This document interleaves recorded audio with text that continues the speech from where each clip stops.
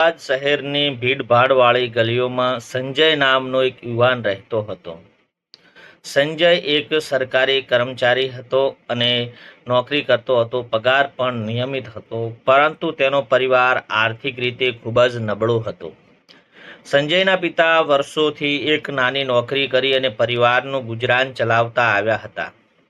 ઘરમાં પૈસાની કમી હતી, પરંતુ સંસ્કાર અને ઈમાનદારીની કોઈ કમી નહોતી.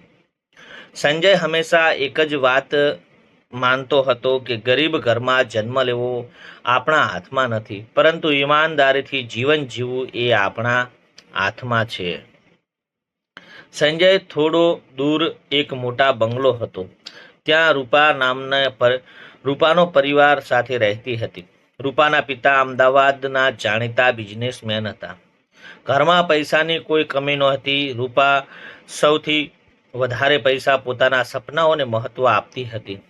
તે ખૂબ જ હોશિયાર હતી અને મહેનત કરી તેણે પણ સરકારી નોકરી મેળવી હતી. રૂપા અને સંજય જીવન અલગ હતા.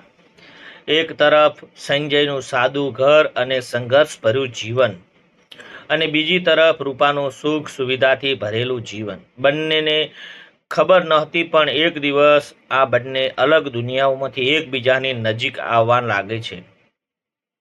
પહેલી મુલાકાત. એક દિવસ સંજય ઓફિસના કામથી અમદાવાદ એક સરકારી કચેરીમાં ગયો હતો.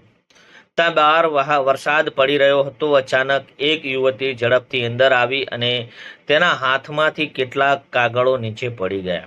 સંજય તરત જ કાગળો ઉઠાવી અને તેને આપ્યા. "આ લો તમારા કાગળો." યુવતીએ હળવું સ્મિત કરી અને થેન્ક યુ કીધું. સંજય પહેલીવાર તેને ધ્યાનથી જોઈ રહ્યો હતો.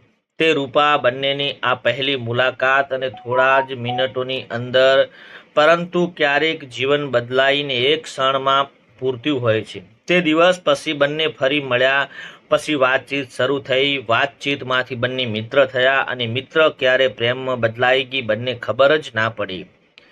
પ્રેમનો અહેસાસ. એક સાંજે રૂપાએ સંજયને પૂછ્યું, "સંજય, તમે ક્યારને એવું લાગ્યું છે કે આપણે પૈસા ઓછા હોય તો પણ તે ખુશ રહી શકે છે?" સંજય હસ્યો, "હા, કારણ કે ખુશી પૈસાથી નહીં, પોતાના માણસોથી મળે છે."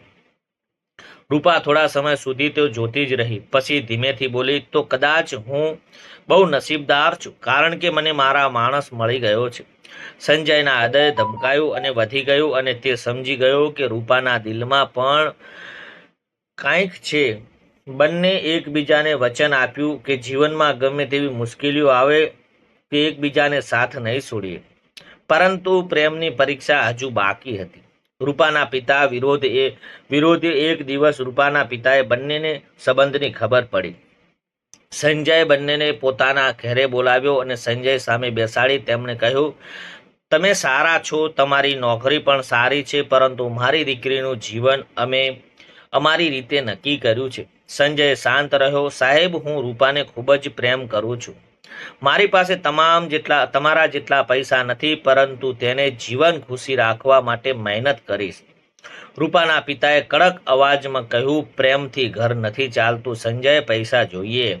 આ શબ્દો સાંભળી હૃદયમાં ઉતરી ગયા. તે કાંઈ બોલ્યા વગર ત્યાંથી નીકળી ગયો. રૂપાના પિતાએ રૂપાને ફોન લઈ લીધો અને સંજયને સાથનો સંપર્ક પણ સંપૂર્ણ બંધ કરાવી દીધો. અઠવાડિયામાં બદલાયો અને સંજયના ઓફિસમાં જતા લોકોની વાત કરતા, કામ કરતા, પરંતુ અંદરથી તૂટી ગયો હતો. બીજી તરફ રૂપા પણ પોતાના રૂમમાં બેસી હતી અને બંને પાસે એકબીજાની યાદ રહેતી, પરંતુ એકબીજા સુધી પહોંચવાનો રસ્તો નહોતો. એક રાત્રે રૂપાએ પોતાની ડાયરીમાં લખ્યું, "ક્યારેય પ્રેમથી દૂર રહેવું એટલું દુઃખ નથી હોતું જેટલું તેમને યાદ કરીને પણ તેમની પાસે જઈ ન શકાય." સંજય આપણે રોજ એક રસ્તો જતો રહ્યો છે ને તેની સાથે રૂપાની પહેલી મુલાકાત થઈ હતી. તેમના મનમાં કહેતો, "રૂપા, જો આપણે પ્રેમ સાચો હશે તો એક દિવસ રસ્તામાં ફરીથી આપણે મળવાના છીએ." સંજયનો સંઘર્ષ. રૂપાના પિતાના શબ્દો સંજયને અંદરથી હચમચાવી ગયા હતા. તેણે નક્કી કર્યું હતું કે તે પોતાની મહેનતથી પરિવારની પરિસ્થિતિ બદલશે. સરકારી નોકરીની સાથે તેણે વધારાનું ભણવાનું શરૂ કર્યું. વર્ષો સુધી મહેનત કરી. ધીમે ધીમે તેના પરિવારમાં સુખ સુવિધા આવવા લાગી, પરંતુ તેના દિલમાં રૂપાની જગ્યા કોઈ લઈ શક્યું નહીં. સમય પસાર થતો ગયો. અચાનક ફરી મુલાકાત. એક દિવસ અમદાવાદનો એક સરકારી કાર્યક્રમ હતો. સંજય પોતાની કચેરી તરફ ગયો અને તે કાર્યક્રમ શરૂ થવાનો હતો. ત્યારે પાછળથી એક ઓળખાતો અવાજ આવ્યો, સંજય. સંજય અચાનક પાછળ ફર્યો અને તે આંખો સામે રૂપા ઊભી હતી. બંને થોડા સમય સુધી એકબીજાને જોતા રહ્યા. વર્ષોનો વિરહ જાણે એક ક્ષણમાં જ ઓગળી ગયો હોય. રૂપાની આંખોમાં આંસુ હતા અને તે મને ભૂલી ગયા હતા. સંજયે ધીમેથી કહ્યું, જો દિલથી પ્રેમ કર્યો હોત તો તને ભૂલવાનું શક્ય નથી. રૂપા રડી પડી. મેં પણ તમે ક્યારેય ભૂલ્યા નહીં હોય. અંતિમ પરીક્ષા. રૂપાના પિતાને ખબર પડી કે બંને ફરી મળ્યા છે ત્યારે તેઓ સંજયને મળવા આવ્યા. આ વખતે સંજય તેમની સામે આત્મવિશ્વાસથી વાત કરી રહ્યો હતો. સાહેબ, હું તમારી દીકરીને પૈસાના કારણે નહીં, તેના સ્વભાવ અને તેના દિલના કારણે પ્રેમ કરું છું. હું આજે પણ એ જ સંજય છું, પરંતુ મેં તમારી એક વાત સાબિત કરી છે. માણસે જીવનમાં મહેનત કરવી જોઈએ. રૂપાના પિતાએ પૂછ્યું, જો હું આજે પણ ના કહું તો? સંજયે જવાબ આપ્યો, હું રૂપા પર કોઈ દબાણ નહીં કરું. પ્રેમમાં માણસને મેળવવાની ઈચ્છા હોય છે, પરંતુ તેમાં સુખનું માન રાખવું એટલું જ જરૂરી છે. આ વાત સાંભળી રૂપાના પિતાની આંખો ભીની થઈ ગઈ. તેમને સમજાઈ ગયું કે સંજયને તેમની દીકરીના પૈસા નહીં, પરંતુ રૂપા જરૂર હતી.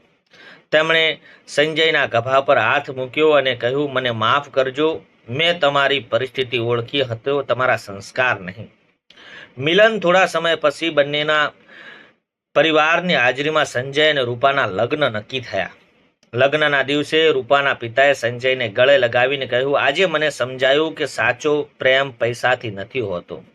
સંજયની આંખોમાં આંસુ આવી ગયા. રૂપા તેની બાજુમાં ઊભી હતી. વર્ષોનો પ્રેમ, અસંખ્ય યાદો, વિરહના દિવસો અને આંખોમાં છુપાયેલું દર્દ, આજે બધું ખુશીમાં બદલાઈ ગયું હતું. રૂપાએ સંજયને હાથ પકડીને ધીમેથી કહ્યું હતું કે આ આપણો રસ્તો એક દિવસ ફરીથી મળશે. સંજય હસ્યો અને હા, કારણ કે સાચો પ્રેમ ક્યારે દૂર થઈ શકે નહીં, પરંતુ ઓળખાઈ જતી નથી. અને તારી સંજય અને આ રીતે સંજય અને રૂપાની પ્રેમ કહાનીનો અંત વિરહ નહીં, પરંતુ એક સુંદર મિલનથી થયો હતો. કહાનીનો સંદેશ છે, આ સાચો પ્રેમ પૈસા, સંપત્તિ, ઊંચ નીચ વર્ગનો નથી હોતો. સાચો પ્રેમ માણસનું દિલ, સંસ્કાર અને સાથ જુએ છે. જીવનમાં વિરહ આવે તો પણ પ્રેમમાં સાચો હશે ને સમય અને પરિસ્થિતિ સામે લડીને પણ બંને દિલ એક થઈ શકે છે.